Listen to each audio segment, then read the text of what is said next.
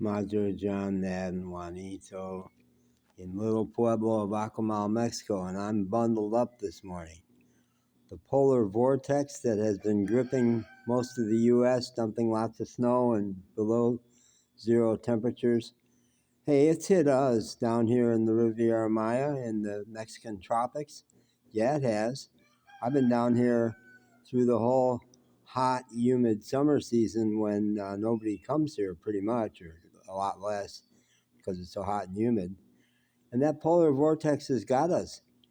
It's nighttime temperatures are plummeting into the 50s. so I'm cold. I want to make a note about making things happen. I talk a lot about dialectics. Two different qualities that seem antithetical that need to work together to make your life work. The one I refer to most is Brené Brown talks about open heart and solid boundaries. Open heart is what us nice middle class people are good at and what I always was good at. Solid boundaries is saying no, is stopping things, is much harder, forceful dimension, which tends to be harder for us, a lot of us to do, and was for me for most of my life, but is not anymore. So I'm going to talk about a different dialectic that's crucial, central to making a human life work, or to making a team or a business, an organization work.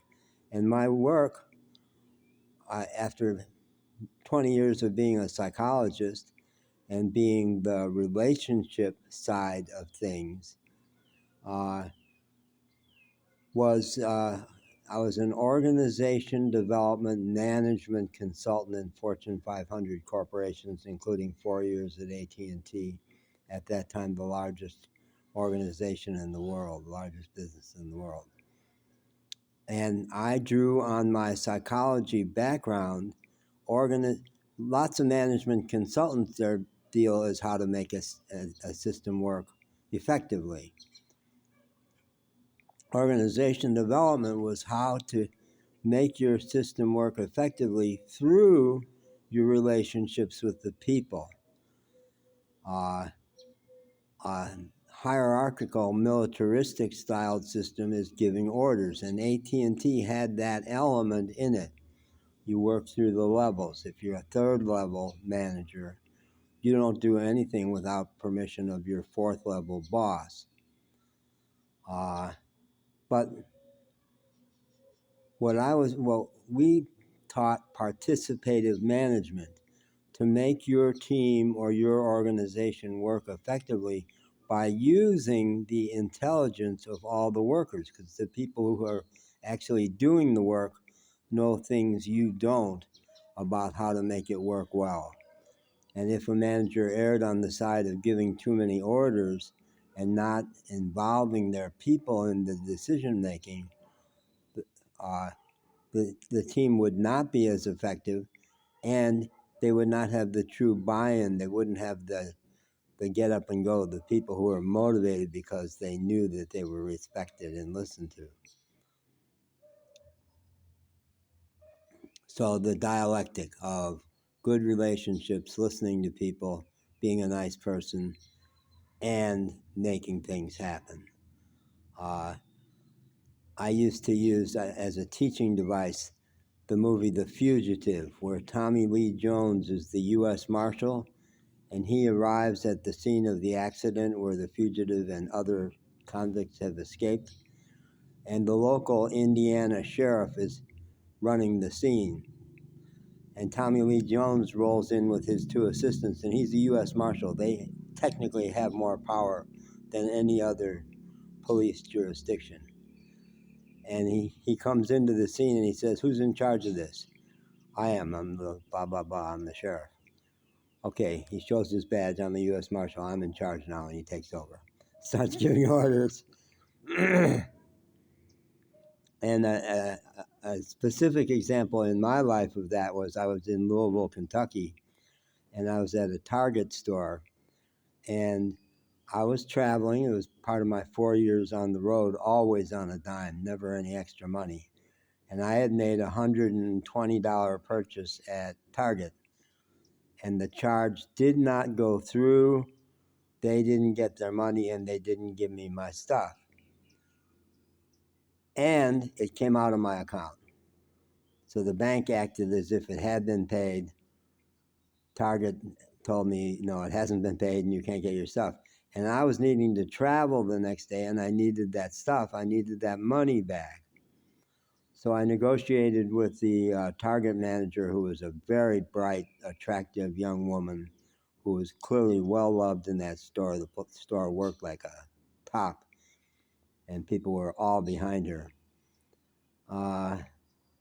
And the next day I went in and I said, look, the bank is telling me they still can't get me my refund. And she was listening in the background as I was on the speakerphone with a vice president from the bank. And she heard that vice president say, system, it's going to be 3 to 5 days till you get your money back. That money will show up back on your account. There's nothing I can do to override that. She rolled her eyes like, those bozos. What kind of organization are they running? She signed her name on a little sheet, opened up the till, gave me the $120. Yeah, she made it happen. She made it happen. An example from the world of arts. The director of a lot of our plays at Jubilee, this very progressive church, was very arts friendly and a very strong little theater group. All of us amateurs. Some people played in is a strong theater town, Asheville, North Carolina. So some people participated in other plays in town. But our director was a brilliant young woman who was a prominent actress in another big theater company in town and beginning director. And she was using her director chops with us. And early in the maybe 8 or 10 week process of pulling a play together, if you, as the worker, as an actor in the play, went to her and said, you know, based on my reading of this character, I think the scene ought to go this way. I would like to change my lines or the way I handle this scene, just try this way. And early in the process, she would say, try it. Let's run it that way and see how it works. You all knew that the last 2 weeks before the show went up, she's the boss. There's no time for any of that participative stuff anymore. She says jump and you jump. And you did it happily because you adored her at that point. She had your loyalty. Now, the toxic version of when they say jump, you jump. Classic example was a new member of the House of Representatives in the U.S. from Texas. Now, the U.S. government is set up on checks and balances. The Congress is separate from the president and serves as a check and balance. And when the three systems, Congress, the president, and the courts, are in balance, it works.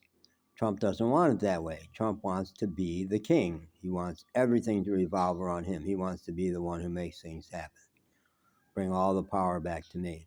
And so this new congressman from Texas says, when Trump says jump, we jump. Showing that he's betraying his trust. That his job is not to do that. His job is to be a separate branch of Congress. But Trump makes it happen not through good human relationships, but through a reign of terror. The Congress knows that if you defy him or get in his way in any way, he's going to primary you and destroy your career. And rant about you and give you a nasty nickname and destroy you. That's it.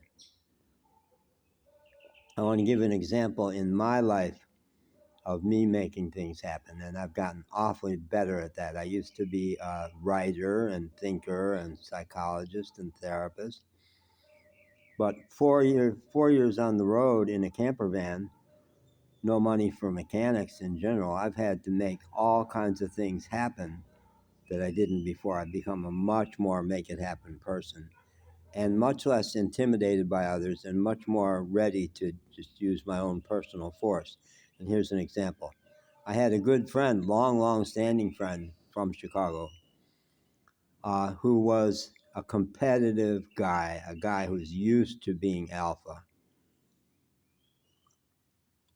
He had never had to use that with me because we had a friendship relationship, but we had been in a lot of phone touch while I was on the road. And then I was in Chicago, and he was helping me with some things, including this day he's giving me a ride from the Airbnb where I was staying on the north side of Chicago to a hotel downtown with a lot of stuff, all my stuff, because my car had died, and I had all my stuff with me. So we pull into the spot to unload my stuff for the hotel, and I've got all these bags to get out of the car. North side of Chicago, busy. Cars. And he sees in his rearview mirror that somebody else is wanting in there. So as I'm opening the door to get out my stuff and go into the hotel, he says, "John, I'm going to move the car. This guy wants in here." And I looked at him, I said, "No, you are not. You're going to stay right here while I get my shit out of the car." He did it because I made it clear that he was going to. It ended the relationship effectively because he was not about to tolerate being talked at. No. I'm alpha. When it counts, I'm alpha. And I made clear that that was not the case. So I want to give a couple examples from my mom, who on the surface of things was the helper. She was an Enneagram 2, the guilt-inducing nurturer, tiny, the mother of 2 and then 7 when the two families blended. Suddenly she had 5 more boys. Sweet, funny, smart, but Irish women in her generation they were strong, but not by taking charge, not by in any way looking like they're strong or wielding power. No, women in that, we're talking 50s. I was born in 46. Women back in that era were not taught to be authoritative figures. No, it just didn't happen. But in some ways, she did make it happen. We were buying Christmas trees, and the guy in the local corner lot selling Christmas trees, she haggled over the price of trees. And finally, me and my brother were little. We were watching this whole thing, and he says to her, "Lady, you could get the blood out of a turnip." And it was a great moment for her, a great moment for us. Wow, our mom, look at this. Another example, she used to say we'd have things in the backyard, the big social events for the family in the backyard. And she would just, when things were breaking up back then, it was time to move stuff back into the kitchen, she would just easily say, "Don't go to the kitchen empty-handed. So take stuff back." Not, this is not the boss, but she was making it happen. Yeah.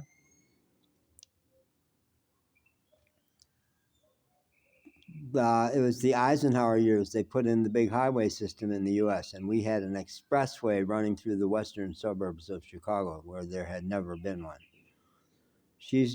We are little, so it's early 50s. She's been on that expressway driving fast, and she got off and did not lower her speed fast enough. And cops locally knew they could pinch people for that because it happened a lot. So cop pulls her over and says, "Lady, do you know what you were doing?" "No." "You were doing 50 in a 30-mile zone." And she sprang into action. She says, "Officer, look at these boys in the back seat." We weren't in seatbelts. It wasn't that era yet, but we were in the back seat. "These boys are the love of my life. They are everything to me. Do you actually believe that I would endanger the life of these boys by speeding? Do you actually believe I would ever do that with the way I love these boys?" He was beaten. He knew he was beaten. He said, "Okay, Betty, next time watch it, would you please?" And as he turned to his car to leave, she looked at us and gave us a wink. We had seen a master in action. Ah, okay. Thanks. Have a good day.